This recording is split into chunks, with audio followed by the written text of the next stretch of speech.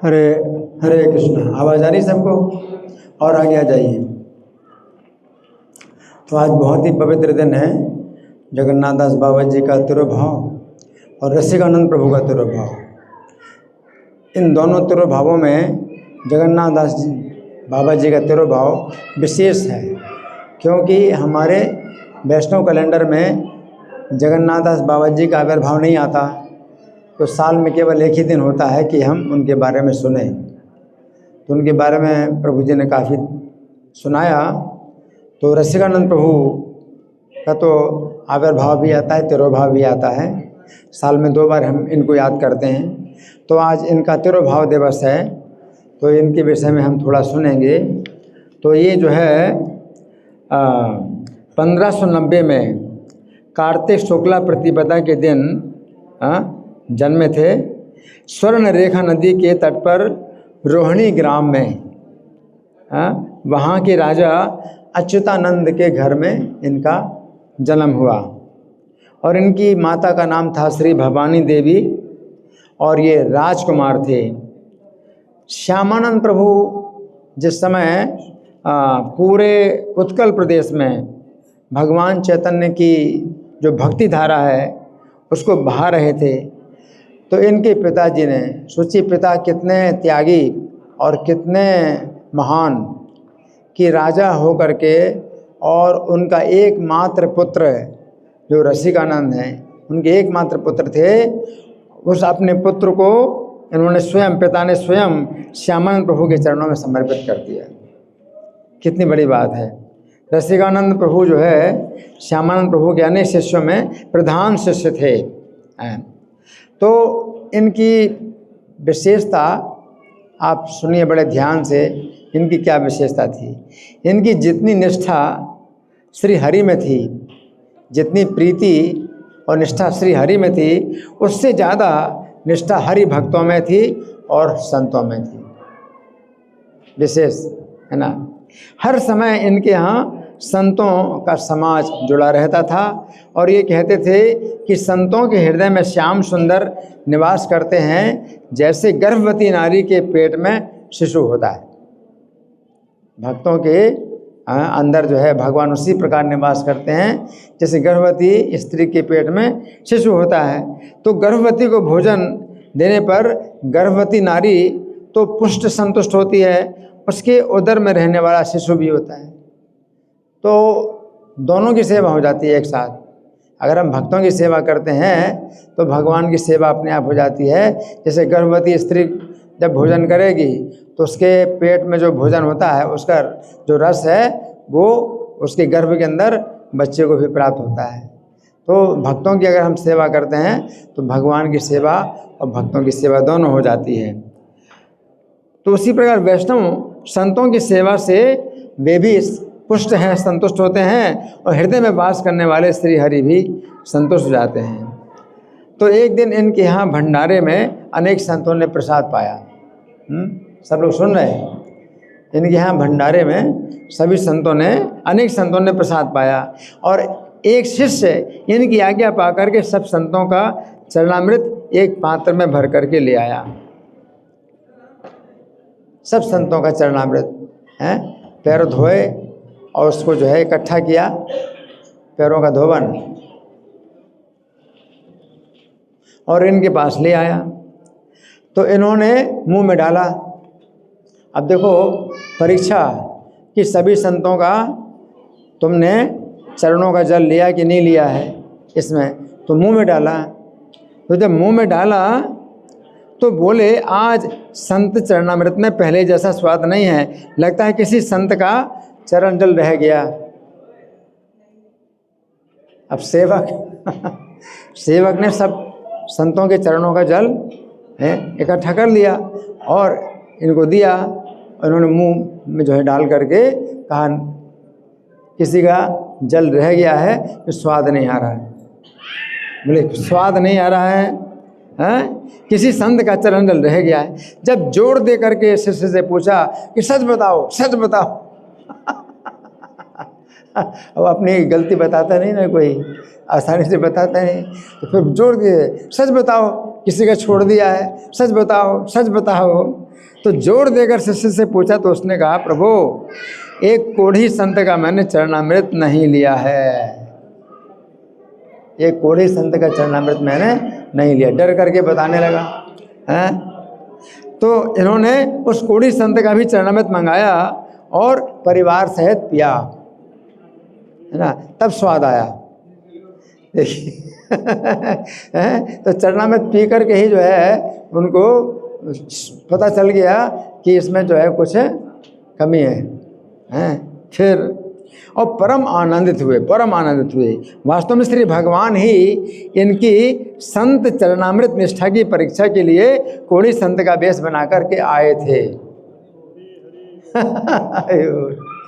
भगवान ही आए थे इनकी परीक्षा लेने के लिए एक कोढ़ी संत के रूप में, है ना। इस प्रकार आपने अनेक रोगियों के रोग संत चरणामृत से दूर किए और एक सांप से डसे बालक के मुख में उस संत चरणामृत को दे करके उसको जीवन दान दिया। तो इनका जो है इनके घर में भगवान की जो है कोई मूर्ति नहीं थी, मंदिर, भगवान का मंदिर नहीं था। इनके घर में जो मंदिर इन्होंने जो बनाया था उसमें क्या था, संतों के चरण धो धो करके संत चरणामृत से गड़े भर करके सिंहासन पर विराजमान किए थे। संत चरणामृत के घड़े भर भर करके सिंहासन पर विराजमान किए थे और प्रतिदिन उनकी पूजा करते थे, उनकी पूजा करते थे, ध्यान करते थे और वंदना करते थे और आरती उतारते थे।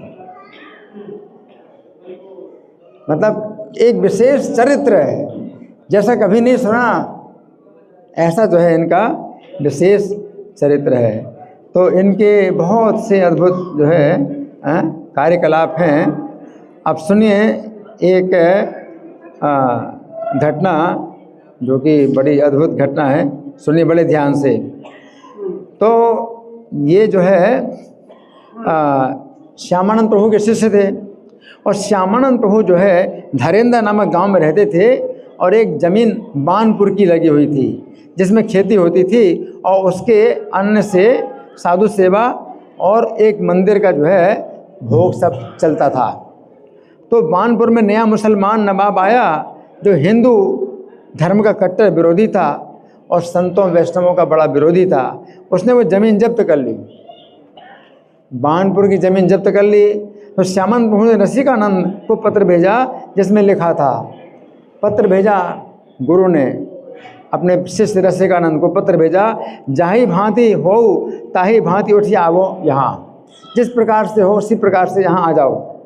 क्योंकि बड़ी समस्या हो गई थी और जो मुसलमान नवाब था सूबेदार, तो वो जो है ज़मीन जब्त कर ली थी मंदिर की।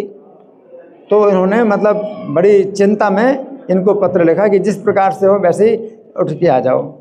अब उस समय जब पत्र मिला तो प्रसाद पा रहे थे, पत्र देखते ही उसी अवस्था में चल दिए जिस भांति। तो जो खाया और जो नहीं खाया प्रसाद को वहीं छोड़ करके, हाथ भी नहीं धोया, मुंह भी नहीं धोया, कुल्ला भी नहीं किया। क्यों? गुरु ने क्या लिखा था पत्र में, जिस प्रकार से उसी प्रकार से उठ के आ जाओ।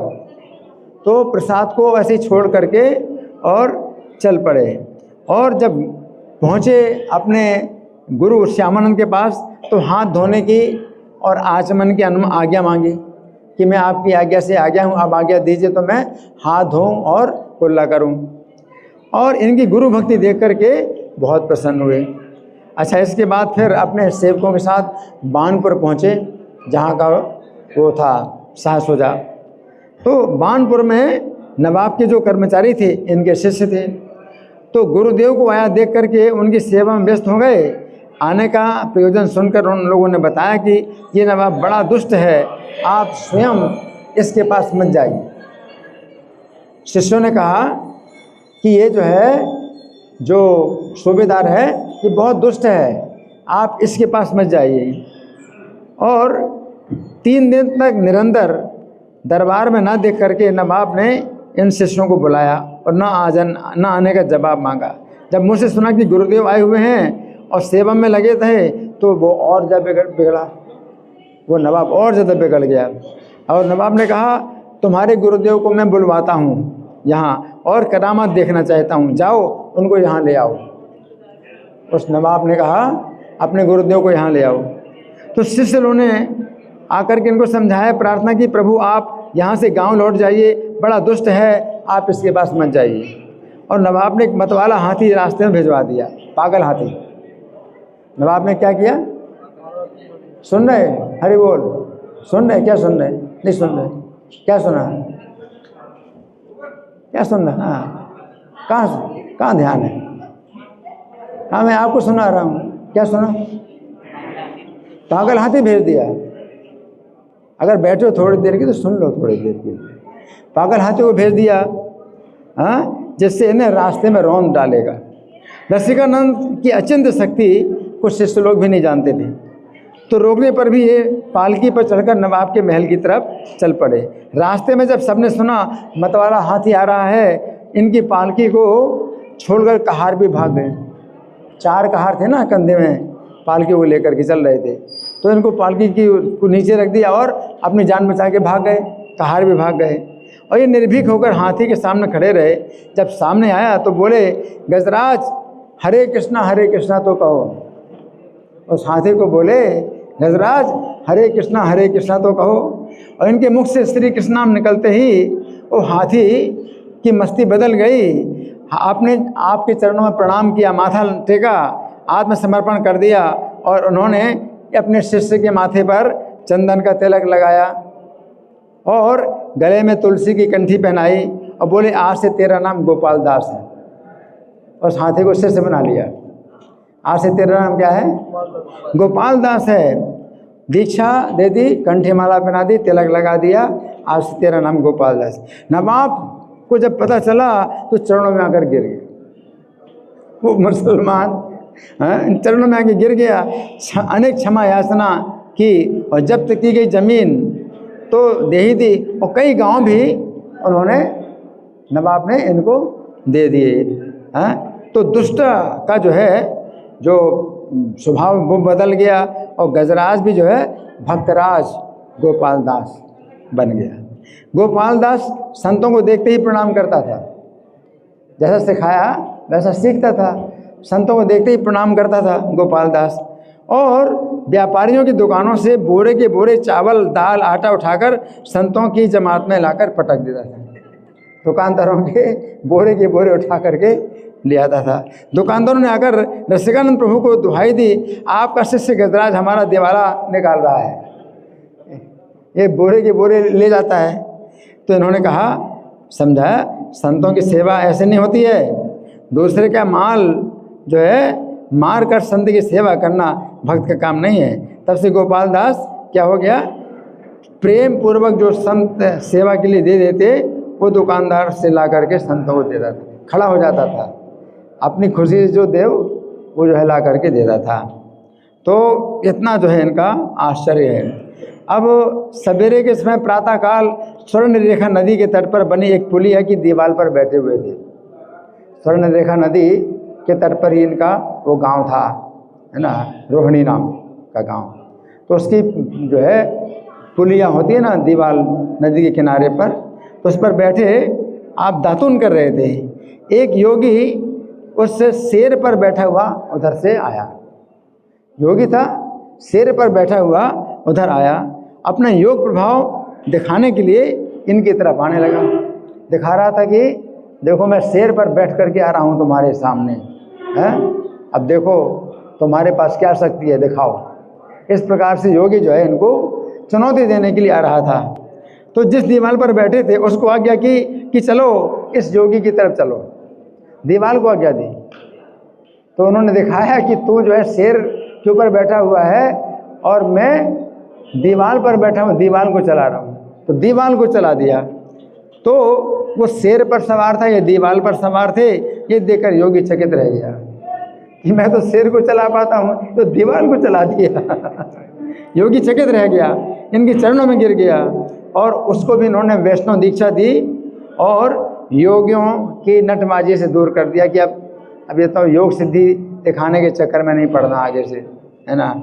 फिर आज के दिन इन्होंने जो शरीर अपना त्यागा, तो वास्तव में शरीर नहीं त्यागा, इन्होंने अपना शरीर नहीं त्यागा। क्या था कि ये जो है यहाँ पर आए, जो क्षीरचोरा गोपीनाथ हैं, जहाँ पर क्या बोलते हैं उसको, है रेमुणा में आए, नाम संकीर्तन करते हुए रेमुणा में आए और क्षीरचोरा गोपीनाथ के मंदिर में नृत्य किया, गान किया। और नृत्य गान करते करते ही क्षीरचोरा गोपीनाथ के विग्रह में अपना पूरे शरीर के साथ ही प्रवेश करें, जैसे चैतन्य महाप्रभु ने प्रवेश किया था। हाँ, वो भी टोटा गोपीनाथ, जगन्नाथ पर टोटा गोपीनाथ की मूर्ति में प्रवेश कर गए चैतन्य महाप्रभु। उसी प्रकार से ये रसिकानंद प्रभु जो है क्षीरचोरा गोपीनाथ की मूर्ति में प्रवेश कर गए, तो शरीर के साथ ही प्रवेश कर गए। तो इनकी जो है वहाँ पर जो समाधि है, तो वो शरीर की समाधि तो है ही नहीं, जिनके कौपीन है, कड़वा है, वो जो है समाधि, उनकी समाधि बनी हुई है, रेमुणा में इनकी समाधि बनी हुई है। आज के दिन इन्होंने शरीर छोड़ा, और शरीर नहीं छोड़ा बल्कि संसार छोड़ा, शरीर के साथ ही जो है भगवान के अर्चा विग्रह में लीन हो गए। श्री रसिकानंद प्रभु तिरुभाव तिथि महामहोत्सव की जय, श्रील प्रभुपाद की जय, जगन्नाथ दास बाबा जी तिरुभाव तिथि महामहोत्सव की जय। हरे कृष्णा।